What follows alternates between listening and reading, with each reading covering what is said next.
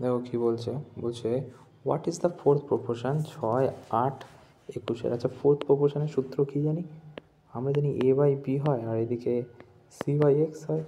তাই a যদি √6 ধরি, b যদি √8 ধরি, তাহলে ইজিক্যাল টু হয়ে যাচ্ছে c মানে √21 বাই এক্স। আচ্ছা, তাহলে এখানে কী হচ্ছে? ইজিক্যাল টু এদিকে হচ্ছে √6 ইন্টু এক্স, আর এদিকে কী হচ্ছে? √8 ইন্টু √21, রাইট? √8 ইন্টু √21। তো এবারে যদি আমরা এক্স ইজিক্যাল টু কী করতে পারি? এক্স ইজিক্যাল টু তাহলে কী হবে? √8 ইন্টু √21 বাই কী হবে? √6। এবার যদি আমরা স্কোয়ার করে দিই, তাহলে এখানে সব কটাই রুট উড়ে যাবে। কেন করলাম? যাতে সুবিধা হয় আমাদের। কী সুবিধা? আমাদের সুবিধা হবে ক্যালকুলেশন করতে।